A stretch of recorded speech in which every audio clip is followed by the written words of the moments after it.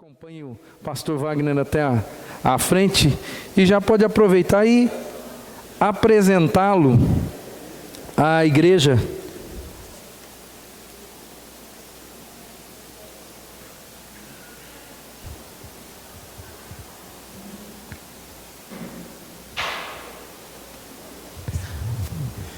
Bem, amados, eu quero, com muita alegria, gratidão no coração também, apresentar o pastor Wagner. É um amigo de longa data, já nos conhecemos há alguns anos. Esse irmão chegou na minha vida num momento que a gente necessitava muito de socorro, e como é bom ver o agir de Deus colocando pessoas, né, ao longo do caminhar, justamente naquele momento que precisamos, e Deus coloca lá para nos socorrer.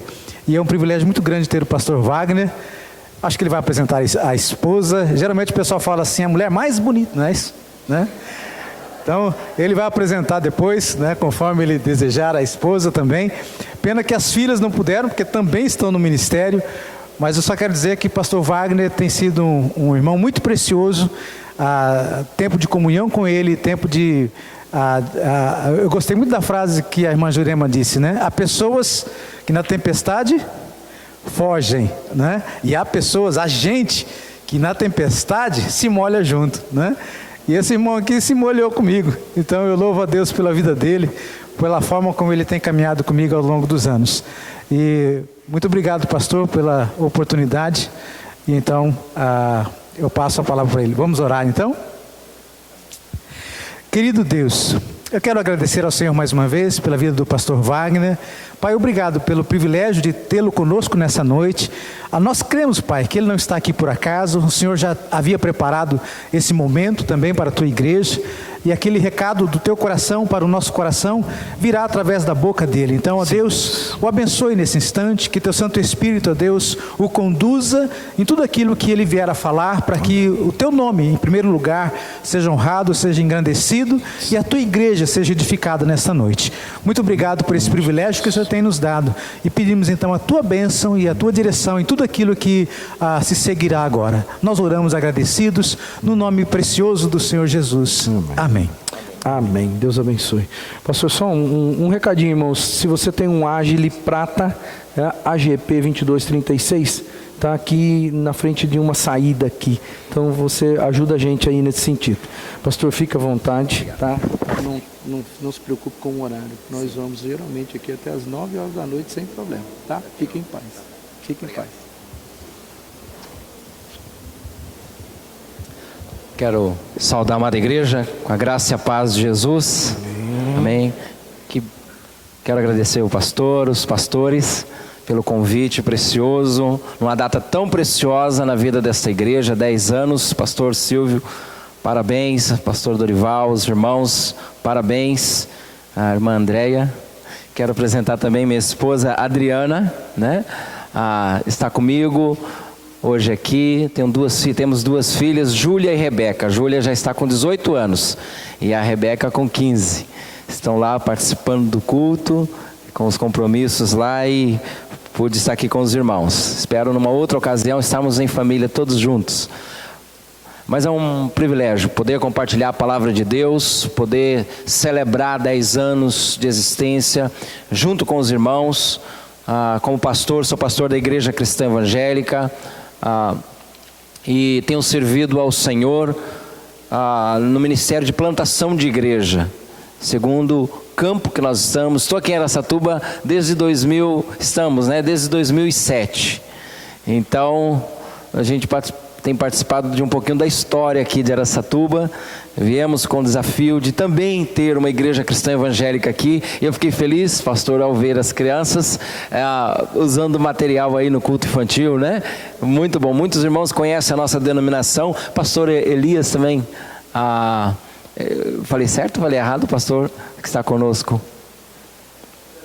José Lima, desculpa, falei Elias. José Lima, privilégio poder rever o irmão, a irmã, a esposa também. E espero poder ser útil aos irmãos nessa noite tão festiva. Estão de parabéns. Pude ouvir um pouco dos testemunhos. Parabenizo a chegada dos novos membros também, que isso traz sempre muita alegria à igreja. Que Deus continue abençoando. E como tem feito, e os irmãos já sabem que logo o problema vai ser de espaço, né? Coisa boa, um bom problema, né? De espaço pelas vidas que o Senhor tem acrescentado a esta comunidade. Servimos juntos ao Senhor, o nosso Deus.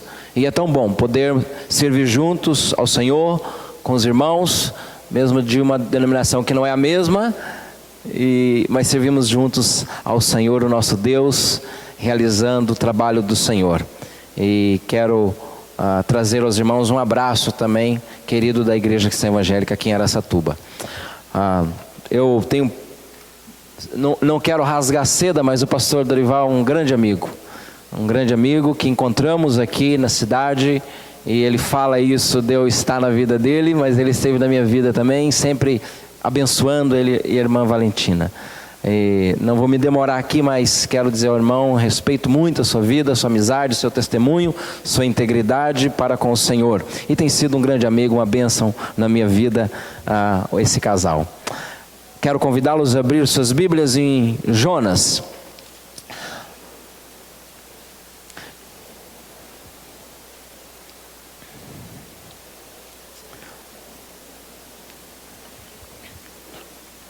Estou tranquilo porque o pastor falou assim para eu não me preocupar com o horário.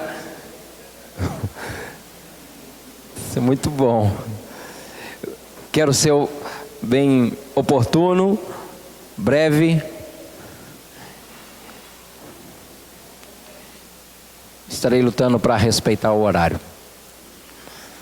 Jonas, hoje vamos dar uma olhada não apenas em um trecho desse livro. Gostaria de convidar os irmãos a olhar todo o livro de Jonas. Falando de tempo, não se assuste.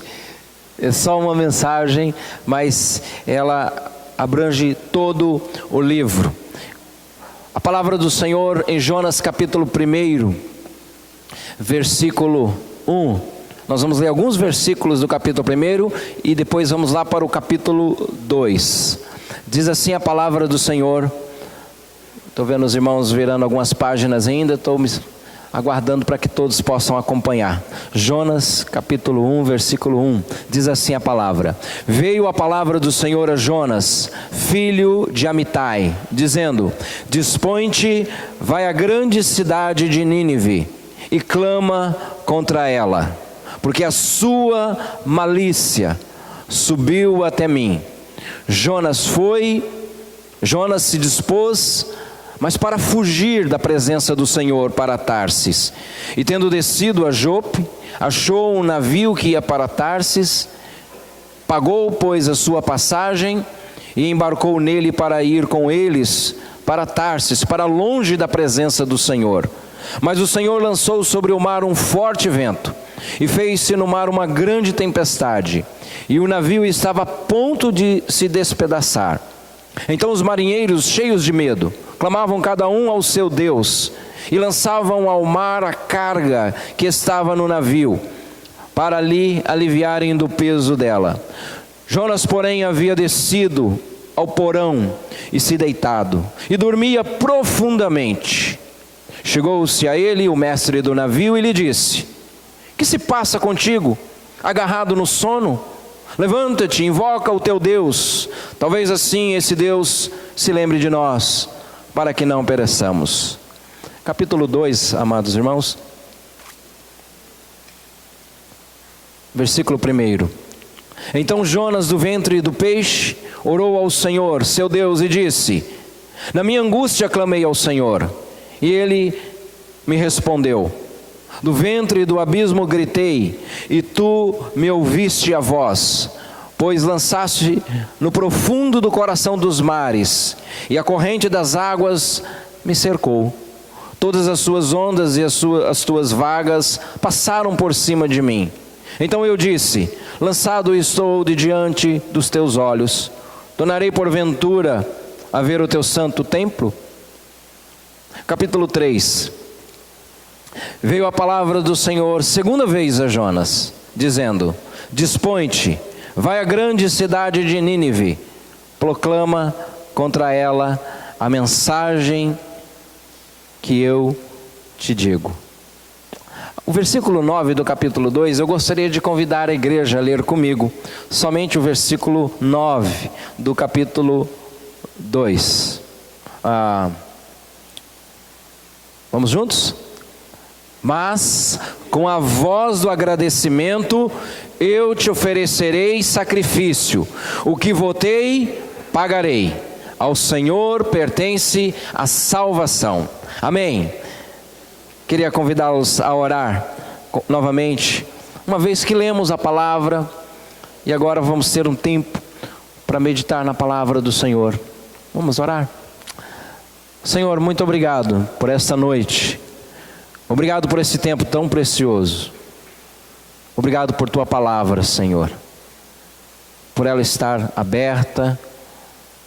Obrigado porque queremos ser guiados pela tua palavra. Obrigado por essa igreja, a história dessa igreja, as vidas que aqui servem ao Senhor. Louvado seja o nome do Senhor. Abrimos nosso coração agora para ouvir a tua palavra. Pedimos que o teu Espírito Santo, ele ministre verdades, princípios, nos desafie, nos ajude a ir além, trate, cure, restaura-nos, ministra aos nossos corações, para que o teu nome continue sendo e será muito mais glorificado através das nossas vidas, em nome de Jesus, amém, amém. Meus irmãos, eu quero falar, vocês já perceberam, alguém já disse melhor, qual é o lugar mais rico que nós temos na cidade? Se a gente fosse pontuar um lugar mais rico que nós temos em toda a cidade, você já viu essa pergunta em algum lugar? Qual seria o lugar mais rico? Alguém ousa? Alguém gostaria de sugerir pelo menos? Não pode errar. Hã?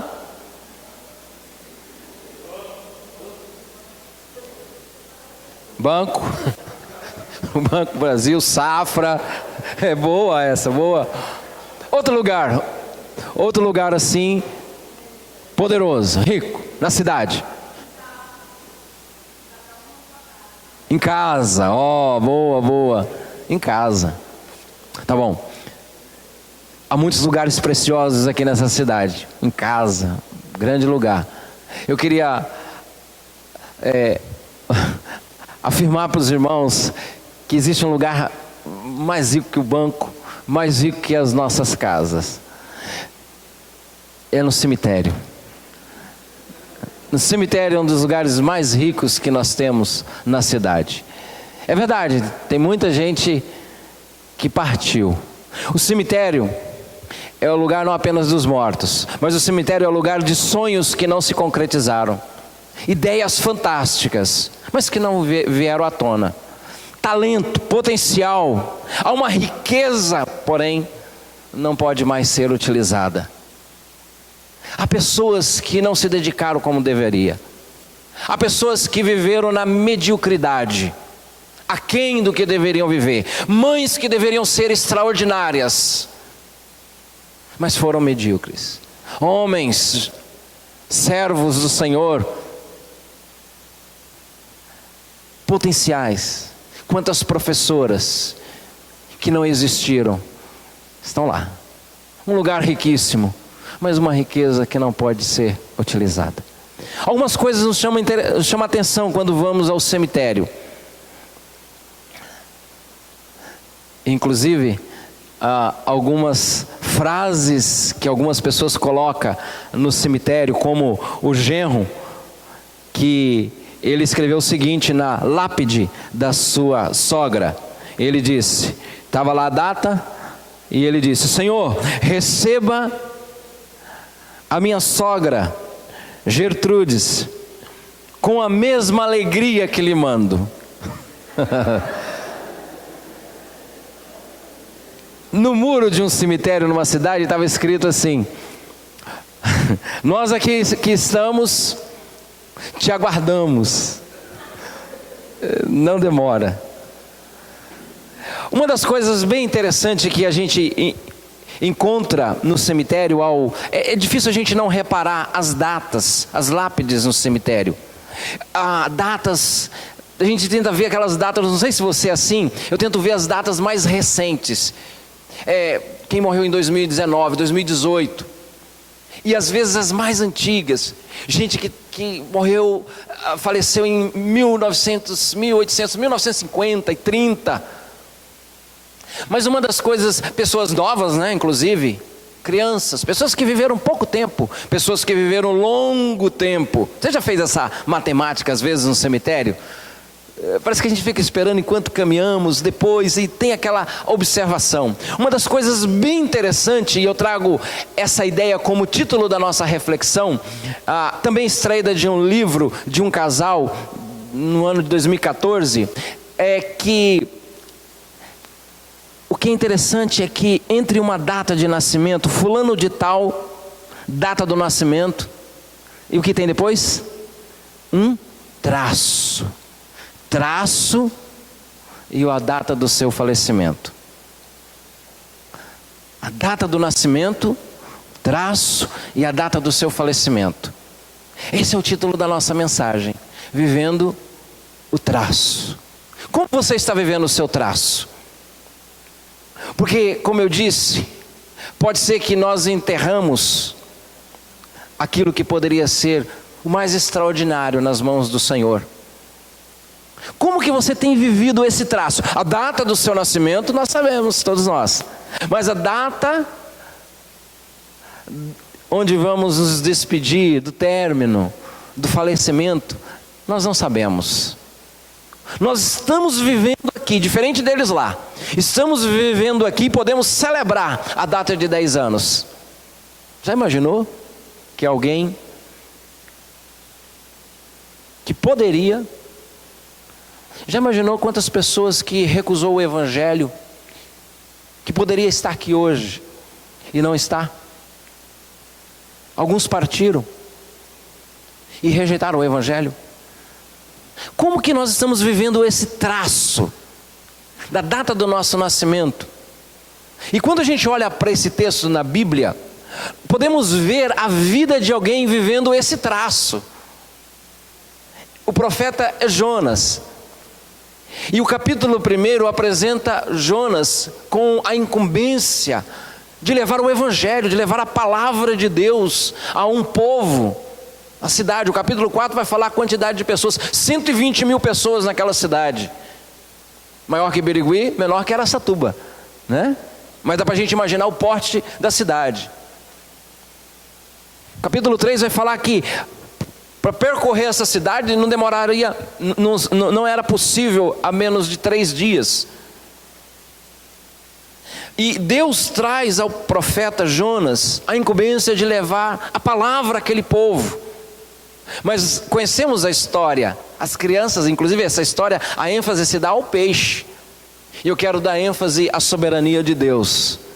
No livro de Jonas nós vemos a soberania de Deus, na história de uma pessoa, mas na história de uma cidade, na história do povo dele, da humanidade.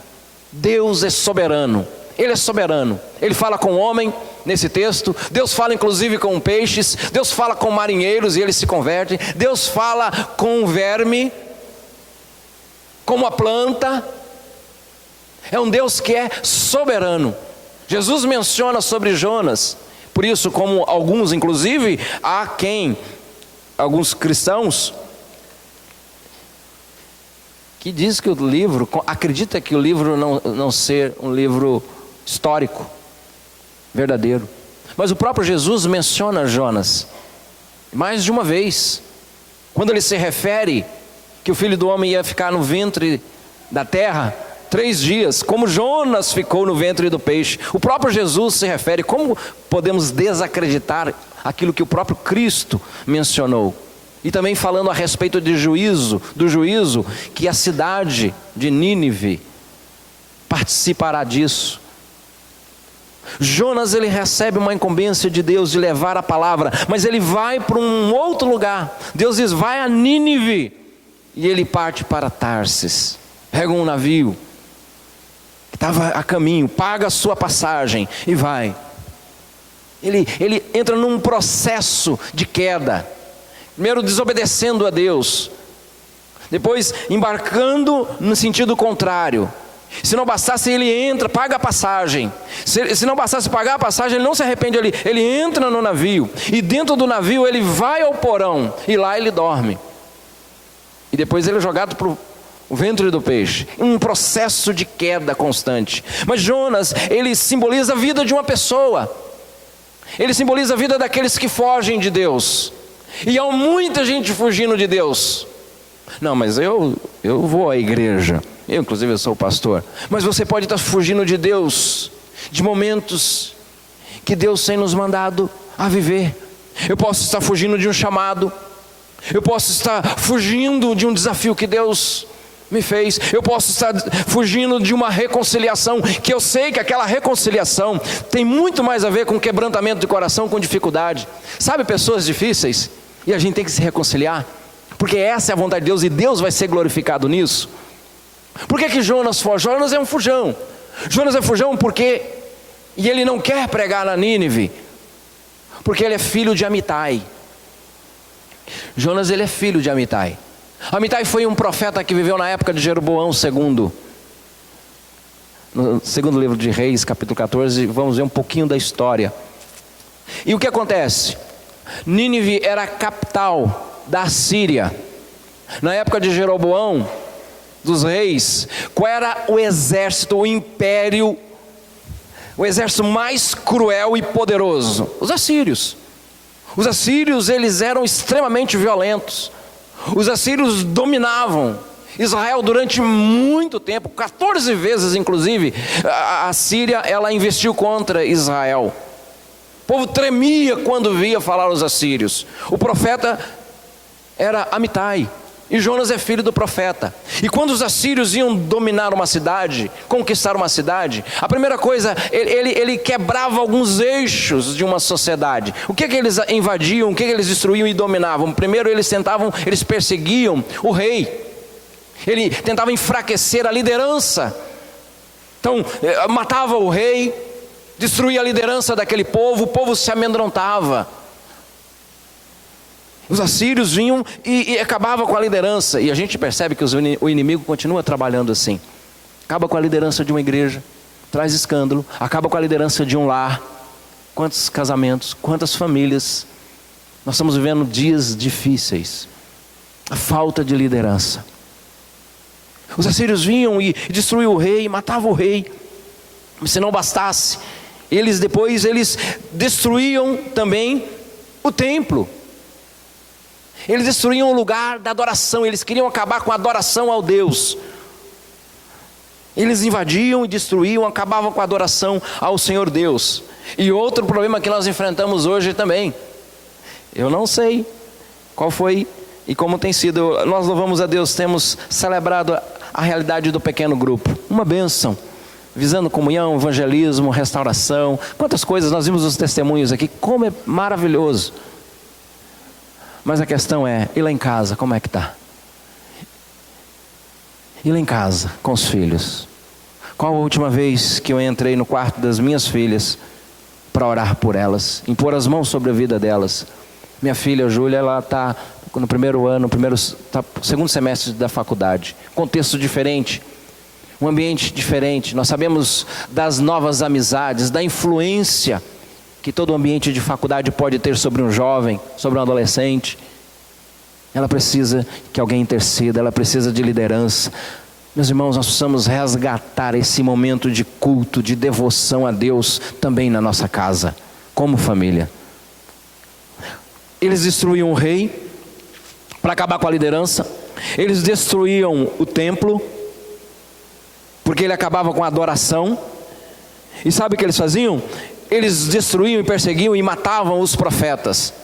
Porque sem profecia não havia mais a voz de Deus, não havia quem apontava a vontade de Deus, não trazia o povo ao arrependimento. Quando acabam os profetas, não tem como o povo se voltar para Deus, o povo se perde, o povo fica sem direção.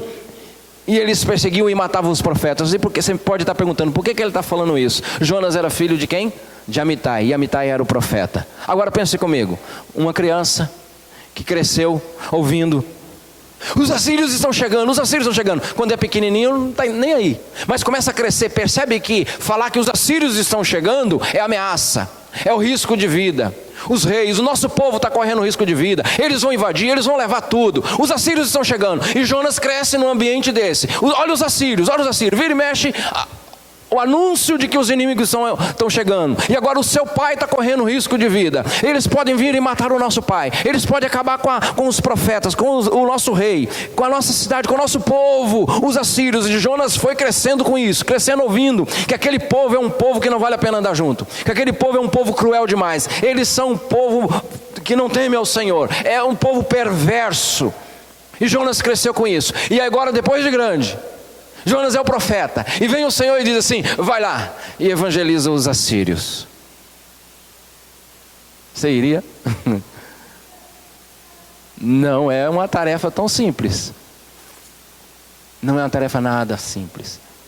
Fale para eles, porque senão eu vou destruir a cidade. Fale para eles que a minha ira subiu. E Jonas, ele vai, mas vai para Tarsis. Ele vai no sentido contrário, 800 quilômetros de distância de onde Jonas vai. E nós aprendemos algumas lições tão importantes nesse texto. Primeiro, podemos estar vivendo um traço, conhecendo até Deus, inclusive servindo a Deus, mas vivendo uma fuga. Jonas é um servo, ele é o profeta, mas ele está em fuga, vivendo o seu traço em fuga, fugindo. Eu não posso me comprometer. Não, eu não posso levantar a minha mão, porque se eu levantar a minha mão eu me comprometi. Então é bom eu ficar no meu canto, é bom eu ficar na minha. Amar a Bíblia diz: amarás o Senhor teu Deus de todo o teu coração, de toda a tua alma, de todo o teu entendimento. Amar é se envolver. Amar é viver na compaixão. E Jonas, ele vive nessa fuga. O capítulo 1 fala disso. Ele vai para outro lugar, ele se distancia. Jonas está fugindo, está se escondendo de Deus. Mas no capítulo 2, nós vemos algo que acontece. O que acontece? O texto diz que, ainda no capítulo 1, que vem um vento forte e começa a soprar tão grande, uma tempestade sobre aquele navio. E os comentaristas vão dizer que não era um navio, um barquinho qualquer, no mínimo 25 tripulantes ali. Eles criam em outros deuses, eles começam a aliviar a carga, mas não adianta. A tempestade está cada vez mais violenta, e eles, diz o texto, que jogam sortes como as suas crenças ali, para saber por que aquilo está acontecendo ali. E a sorte cai sobre, a sorte ou o azar, né? Cai sobre Jonas. E aí eles acordam Jonas desesperado: como você fica aí dormindo? A gente está a ponto do barco virar na tempestade, você está cochilando, você está dormindo. Porque quando a gente está fugindo, a gente quer sair da realidade. É bom dormir muito. Tomara que não amanheça o outro dia. Sabe quando você tem alguma coisa difícil para resolver no outro dia? Uma conversa delicada para ser feita. E é bom que esse dia se prolongue. Ele está dormindo. E aí eles chegam até ele e diz para ele, versículo 11: disseram-lhe: que te faremos para que o mar se acalme? Porque o mar ia se tornando cada vez mais tempestuoso. Respondeu-lhes: tomai-me e lançai-me ao mar, e o mar se aquietará. Meus irmãos, já imaginou? Que alguém que foi chamado para Deus para ser luz do mundo, sal da terra, alguém que foi chamado para ser um porta-voz de Deus, para anunciar uma boa notícia, essa pessoa que deveria ser uma referência, essa pessoa que deveria ser um canal de bênção, ele na verdade se tornou um peso, uma maldição no meio onde ele está. Aquele que deveria ser luz, ele é trevas, e a solução para os outros é retirando ele. Que ponto um crente pode chegar? De que a ausência daquele crente, a coisa fica melhor. Uma tragédia, um estilo de vida vergonhoso, de alguém que vive em fuga, fugindo de responsabilidade, fugindo de algo. Existe algo no coração de Jonas que ainda dói, uma ferida aberta, que ele carrega com ele, e ele vai carregando essa ferida aberta, e agora Deus vem até o profeta, e o texto nos ajuda a entender que Deus está interessado em tratar a vida do profeta, porque Ele é um Deus soberano. No capítulo 2, nós vemos algo interessante, porque ele é lançado ao mar. O mar se acalma. E diz a Bíblia que Deus envia um grande peixe e engole Jonas. Engole algas, engole tudo de tudo, engole Jonas também. No ventre do peixe. O capítulo 2 fala desse momento quando ele está no ventre do peixe, e é uma oração. O capítulo 2 é uma oração, e ele termina aquela oração no versículo 9, que ele diz, lá no versículo 9: mas com a voz do agradecimento, eu te ofereci esse sacrifício, o que votei, pagarei, ao Senhor pertence a salvação. Jonas agora, ele não está mais em fuga, ele se vê numa condição tão difícil, de trevas, e ele clama ao Senhor, e o Senhor faz com que o peixe vomite Jonas à beira da praia. E aí diz o texto que Jonas, ele depois de 3 dias e 3 noites ali, ele clama ao Senhor, e o Senhor faz com que aquele peixe vomita ele, e ele faz renova o seu voto com Deus: o que votei, pagarei. Porque todo profeta, ele tinha um voto com Deus, pelo menos de 2 coisas ele tinha a responsabilidade. Primeiro, de anunciar a palavra de Deus. Anunciar a palavra de Deus. Esse era o primeiro voto que ele fazia. O segundo era o voto de ir onde Deus o mandasse. Percebe que o problema de Jonas não é anunciar, mas o problema dele foi ir em alguns lugares. Eu vou, mas ali não. Se eu falar com aquela pessoa, não. Manda qualquer um da cidade, manda qualquer um, mas não aquele povo lá. Mas agora Jonas, ele no seu traço, ele agora procura Deus através da oração. Ele se volta para Deus, e ele está se voltando para Deus. Isso que é maravilhoso. Eu vi pessoas aqui hoje se tornando membros da igreja, outros confirmaram a fé através do batismo. Toda pessoa, todo ser humano precisa voltar-se para Deus. Inclusive tem igrejas inteiras que precisam voltar para Deus. A palavra do Senhor em Apocalipse, e o nosso Deus, que é um Deus que jamais nos pede a voltar atrás, o Senhor diz que nós devemos prosseguir adiante. Quem põe a mão no arado não deve o quê? Olhar para trás. Mas existe um momento na vida que Deus diz assim: volte. Sabe quando? Quando a questão envolve o amor. Quando nós falhamos com o amor, até o próprio Deus, ele usa essa palavra, esse termo, volte. Deus pedindo volta. Volta para aquela intimidade, volta para aquele entusiasmo, volta ao caminho da obediência, volta. Então Jonas, ele começa a voltar-se para Deus. Ele estava fugindo, mas ele volta-se para Deus. Lembra-se do Senhor. Ele para de fugir, agora ele está diante do Senhor. É o Senhor que sonda o coração, é Deus que conhece os nossos pensamentos. Isaías capítulo 49, 14 diz que os pensamentos do Senhor são mais altos do que os nossos. Não porque são inatingíveis, é porque o homem no caminho contrário, ele está sempre em desobediência, andando na contramão do que Deus tem para ele.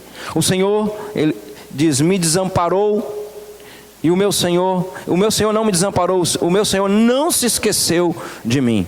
Porque o versículo 15 em 49, Isaías 49 vai dizer: pode uma mãe esquecer do seu filho, que ainda amamenta, a ponto de não compadecer do seu filho do ventre? E o texto lá diz: ainda que uma mãe abandone o seu filhinho, que ainda amamenta, precisa do leite materno, ainda que uma mãe, ela abandone, coloque no saco de lixo o seu filho, eu jamais, diz o Senhor, abandonarei os meus filhos, os meus servos. Que coisa bonita, o amor de Deus. O amor de Deus. Você sabia que na Bíblia, como profeta, Jonas é o único profeta que tem a segunda chance? É o único. Porque o capítulo 3 fala: de novo veio a palavra do Senhor para Jonas.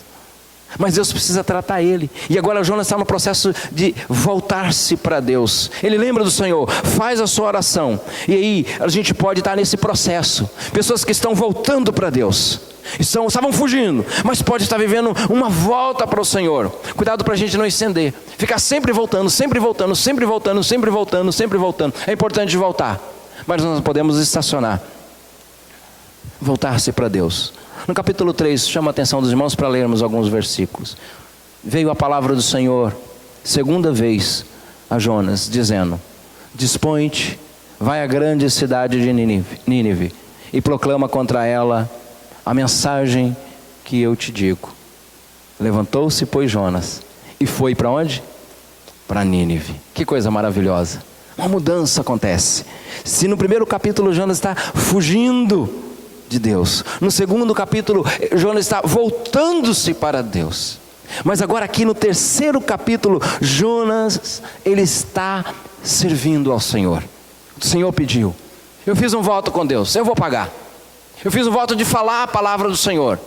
Eu fiz um voto de ir onde o Senhor mandar, e eu vou.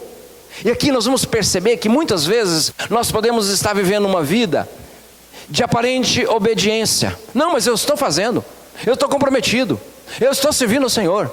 Mas vamos dar uma olhada na vida de Jonas, como que é a motivação do coração dele. Olha o capítulo 3 ainda, versículo 3. Levantou-se, pois, Jonas e foi a Nínive, segundo a palavra do Senhor. Ora, Nínive era uma cidade muito importante diante de Deus, e de 3 dias para percorrê-la.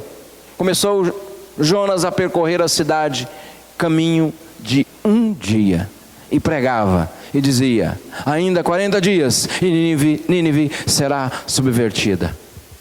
Era 3 dias que ele deveria percorrer, mas ele fez em 1 dia. A gente pode pensar assim, mas como ele foi prático, como ele foi. Mas a mensagem de Jonas, ele não fala de Deus, ele simplesmente fala assim, a cidade vai ser destruída. Ele diz que o Senhor vai vir juízo sobre aquela cidade. 40 dias, o povo sabia que ele era um profeta do Senhor. 40 dias e Nínive vai ser subvertida. Mas o povo ouve a mensagem de Jonas. Talvez ele correndo, ele está ali. Jonas, ele quer fazer o que Deus pediu para ele. Pediu para fazer, então vou fazer. Mas diz o texto aqui, os ninivitas creram em Deus, versículo 5, e proclamaram um santo jejum. Vestiram-se de panos de saco, desde o maior até o menor. Veja bem, um jejum, todo mundo, inclusive os animais. Olha o texto. Chegou essa notícia ao rei de Nínive. Ele levantou-se do trono, tirou de si suas vestes reais, cobriu-se de pano de saco e assentou-se sobre cinza. E fez proclamar e divulgar em Nínive, por mandato do rei e seus grandes, nem homens, nem animais, nem bois, nem ovelhas, provem coisa alguma, nem os levem ao pasto, nem bebam água, mas sejam cobertos de pano de saco, tanto homens como animais, e clamarão fortemente. Esse clamarão certamente não se aplica aos animais aqui. E clamarão fortemente a Deus, e se converterão cada um do seu mau caminho e da violência que há nas suas mãos. Quem sabe se voltará a Deus e se arrependerá, e se apartará do furor da sua ira, de sorte que não pereçamos. Aí diz o texto que Deus olha o povo, o comportamento, a atitude do povo. O rei se humilhou, o povo se humilha ao ouvir a mensagem de Jonas. Eles se humilham, se arrepende, pede perdão, clama ao Senhor pela misericórdia do Senhor. A cidade toda para tudo. Meus irmãos, imagine isso acontecendo em Araçatuba. Para tudo, para o banco, para as escolas. Lá no Rio de Janeiro acontece muito isso por causa do tiroteio. Para as escolas, cessou 1 dia sem aula, para tudo, 1 semana. Não, nós vamos ter prejuízo financeiro, não importa, não é mais prioridade nossa. Só deixa os médicos trabalhando. Para tudo. Um santo jejum de arrependimento. E diz que o povo ali, que a misericórdia de Deus visita aquele povo. Gente, que coisa tremenda. Jonas, ele agora, se ele estava fugindo, ele está voltando, e agora ele está servindo a Deus. Servindo, o trabalho está sendo feito extraordinariamente. A pregação foi feita, o povo se arrependeu. E como é que Jonas reage a esse despertar, essa reação daquela cidade e do povo? Capítulo 14, nós encerramos agora com o capítulo 14, estamos caminhando para a nossa conclusão. Com isso, antes um pouquinho, no finalzinho do 3, versículo 10, viu Deus o que fizeram, como se converteram do seu mau caminho, e Deus se arrependeu do mal que tinha dito lhes falar, e não fez. Capítulo 4 agora, Jonas, ele vê, proclama e fica esperando. Ele anuncia a palavra de julgamento, e ele fica esperando de tocaia, sobe no lugar e fica vendo. povo vai ser tudo fulminado. O povo vai ser fulminado. Ele esperava isso. Fico imaginando quantas vezes Jonas lembrava dos gritos: os assírios estão vindo, os assírios estão vindo. Enquanto ele falava ali para aquele povo naquela cidade. Talvez Jonas, ele não parou na casa de ninguém, nem dava tempo, porque ele fez o caminho de um dia. Sabe alguém que pode fazer o trabalho de Deus, como a Bíblia diz, de maneira relaxadamente? Mas a mensagem foi tão eficaz. Havia uma palavra poderosa, mas não havia um coração ali. E aí ele ficou desgostoso, diz o texto.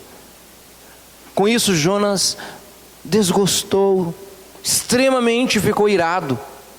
Ele está furioso. Não é a alegria que os irmãos estão sentindo. Pessoas chegando, ele ficou furioso. O povo se converteu e ele fica furioso. E orou ao Senhor. E ele fala: eu preciso conversar com Deus. Ah, Senhor. Como que você imagina o tom de voz de Jonas?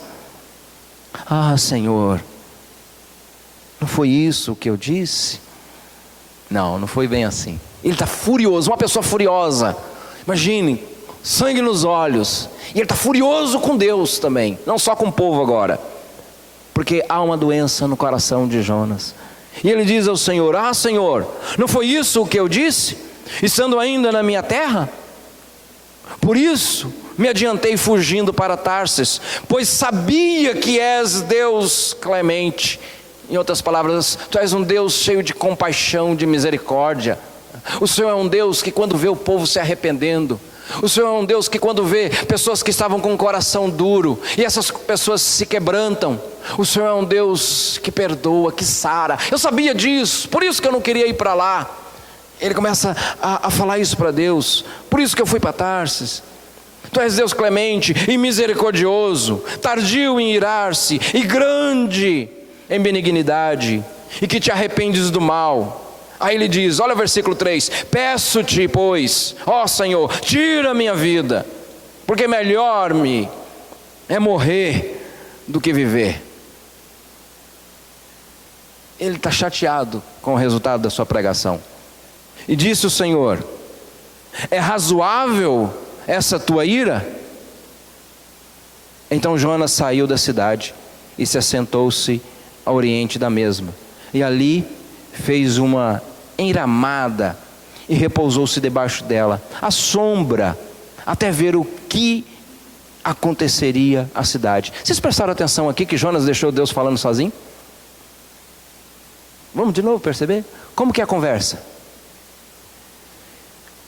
Tira minha vida, porque melhor é morrer do que viver. Diz o Senhor: você está com raiva? É justo essa sua raiva, Jonas? Aí o texto diz: Jonas saiu da cidade, deixou Deus. Você entende? Ele não responde. Deus faz uma pergunta para ele, ele não responde. Por quê? Porque ele está com raiva, com ódio. Talvez todas as suas lembranças das coisas ruins que ele viveu na sua infância. Existem coisas no meu coração, pode existir coisa no seu coração, no nosso coração, meus irmãos, que nós vamos camuflando durante todo o traço. Vamos camuflando. Ora fugimos, ora fazemos algumas coisas, e as pessoas ficam empolgadas com o que a gente faz. As coisas vão dando tudo certo, a pregação está saindo, as coisas estão fluindo, e está tudo resolvendo. Ai, que alegria, emprego, salário bom, família, os filhos estão crescendo, e as coisas estão acontecendo. Ainda assim, a ferida ainda é uma ferida que perturba a alma, e Deus está interessado em tratar isso em cada um de nós. Coisas que precisam ser resolvidas na nossa vida. E aqui no capítulo 4, nesse encontro, a cidade, apesar de grande, se converte. Fico imaginando, sem tecnologia naquela época, mas uma mensagem tão eficaz. Agora no capítulo 4, o Jonas tem essa conversa com Deus. E ele sai e fica vendo, esperando que ainda a cidade, alguns pelo menos, fossem destruídos. Mas aí diz o que acontece, que Deus fez crescer. Ele sobe a um lugar desértico, calor tremendo, não é assim, parecido com Araçatuba. Gente, esses dias, misericórdia, né? A gente pode programar assim, um clima gostoso, culto de manhã, tarde e à noite, né? No ar, alguns lugares na cidade para transitar, né? Parece que a gente está assim, a sensação térmica parece que é de 50, não é? O Jonas estava mais ou menos num ambiente assim, extremamente quente, esperando a destruição. E aí Deus fez nascer uma planta que subiu por cima de Jonas para que fizesse sombra sobre a sua cabeça. Gente, que coisa gostosa é uma sombra no dia quente, né? Esses dias fui visitar uma irmã, e lá na casa dela, uma casa tão simples, mas tinha lá, eu fiquei com invejinha, eu preciso confessar, fiquei com uma inveja santa, um pé de manga. Eu lembrei, eu tenho um de coco lá aqui em casa, que eu não corto por nada, uma sombra, é diferente a sombra da árvore, que coisa gostosa. Deus faz uma planta crescer e uma sombra sobre Jonas, mas ele está furioso com raiva, num dia. No outro dia, porque o Salmo 19 diz o quê? Que os céus e a terra proclamam a glória de Deus. O Senhor é soberano. Até a planta obedece à voz do Senhor, e a planta cresce. No outro dia, um verme agora vai obedecer à voz de Deus. E aí Deus envia um verme que ataca aquela planta, e ela morre no outro dia. E o sol volta. O homem já estava nervoso, furioso. Pensa agora, ele está enfurecido. Diz o texto lá: mas Deus no dia seguinte fez subir da alva, enviou um verme, o qual feriu a planta, e esta se secou. E nascendo o sol, Deus mandou um vento calmoso oriental. O sol bateu na cabeça de Jonas, de maneira que desfalecia, pelo que pediu para si de novo. Pela segunda vez ele pede a morte, dizendo: melhor me é morrer do que viver. Está desgostoso o homem, tudo aquilo aconteceu, mas ele vive o seu traço ainda, servindo ao Senhor, mas com essa ferida na alma. Então perguntou o Senhor Deus a Jonas: é razoável a tua ira por causa da planta? Agora ele responde, olha como ele responde: é razoável a minha ira, até a morte. Tornou o Senhor: você tem compaixão da planta, que te não custou o trabalho, a qual não fizeste crescer, que numa noite nasceu, numa noite pereceu, e não hei de eu ter compaixão da grande cidade de Nínive, em que há mais de 120 mil pessoas, que não sabem discernir entre a mão direita e a mão esquerda, e também muitíssimos animais. Você percebeu a pergunta aí de Deus? Você teve compaixão da planta, que não fez nada por ela? E eu não deveria ter compaixão de uma cidade com 120 mil pessoas ignorantes, que estão perdidas? Eu não deveria ter compaixão, Jonas? Aí o livro acaba. Por quê? Porque é a nossa história. Você sabe quem é o autor do livro de Jonas? Há controvérsias de alguns, quase que eu chamo de incrédulos, mas é o próprio Jonas. É ele que é o autor. E você sabe que quem conta o podre da sua própria vida é o próprio Jonas. Nós só sabemos do desvio, da rebeldia, da ira que ele fica, de um serviço, de um ministério feito não com amor. Estava fazendo a obra de Deus, mas não tinha compaixão no coração. Pessoas se converteram, mas o coração dele não vibrava. Sabe quem contou isso pra gente? Ele mesmo. E por isso eu gosto de pensar que no último capítulo, e como ponto, nós podemos viver, e eu acho que é isso que Deus quer que a gente viva, podemos viver um traço para glorificar a Deus. Porque só uma pessoa curada é capaz de falar dos seus podres, das suas imperfeições, e não ficar mais preso a elas. Jonas está curado, e ele fala: eu era assim, eu tinha esses problemas, e Deus me enviou para pregar, mas olha o jeito que eu servi, olha primeiro a minha teimosia, eu vivi em fuga, eu estava vivendo uma vida como profeta, mas eu estava vivendo em fuga, tinha coisas lá no meu interior que eu guardava, mas um dia Deus veio tratar isso de mim, Mas eu lutei, fugi, arrumei várias desculpas para não me render diante do Senhor. Meus irmãos, é possível nós temos uma religiosidade, e eu estava observando, e eu pensei em falar isso aqui para vocês. Eu encontrei uma cigarra morta esses dias. Eu olhei assim, assustei, mas era só a casca. Canta até explodir.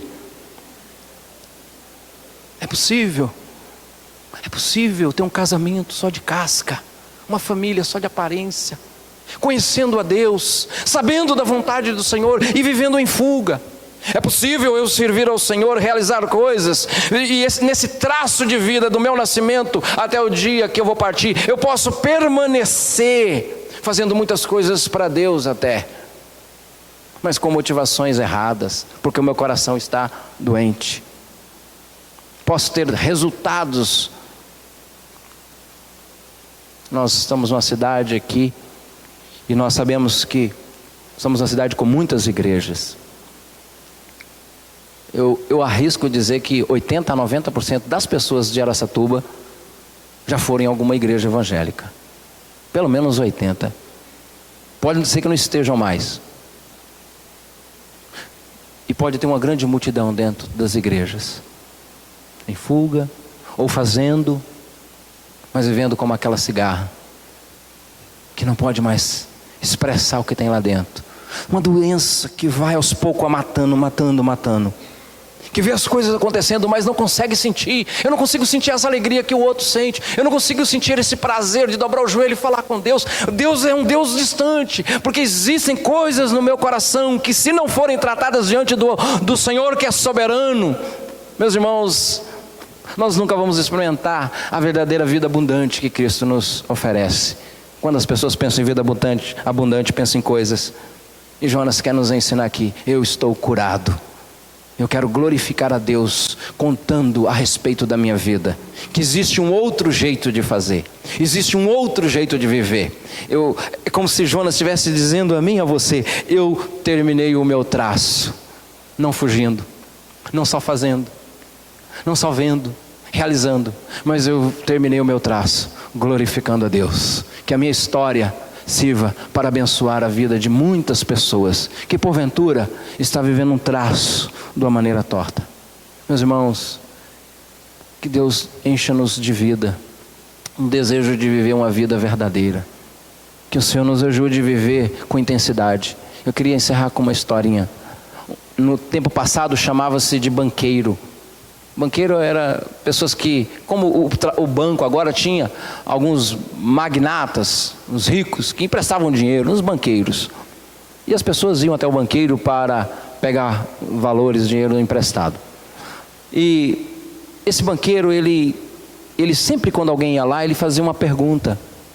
E foi uma pessoa, e na hora de sair ele emprestava, fazia lá, assinava as coisas, tudo. E ele falava: olha, sempre quando alguém vem aqui, eu gosto de fazer uma pergunta, e ninguém nunca acertou. É o seguinte: eu sofri um acidente muito grave no passado, e perdi uma das vistas, perdi um dos olhos, mas o médico fez um trabalho tão extraordinário, que ninguém conseguiu identificar qual é o olho verdadeiro, e qual é a prótese de vidro, de tão perfeito que foi feito o trabalho. E aí ele perguntou para aquele que estava lá: você sabe qual é o olho verdadeiro e qual é a prótese? Ele diz: a prótese é o esquerdo. Aí ele: opa, peraí, como você sabe? Como você acertou? E ele disse: sabe por quê? Porque eu percebi que no olho esquerdo havia calor humano. Moral da história: no olho verdadeiro não havia o calor que no olho de vidro existia.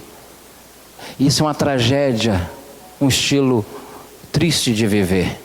Nós temos todo o potencial, temos oportunidades, e a gente pode estar vivendo, meus irmãos, sem nenhuma intensidade, sem vida.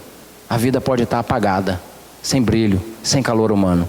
Que Deus nos ajude a ser um povo de Deus, crente em Jesus Cristo, dispostos a anunciar as maravilhas do Senhor, e que haja calor humano haja vida, haja fogo no nosso coração, de falar desse Deus que é maravilhoso, que cura a alma. Jonas está curado, não é prótese, é um coração curado. Viva o seu traço com toda a intensidade, viva para o Senhor, que Deus os abençoe. Vamos orar?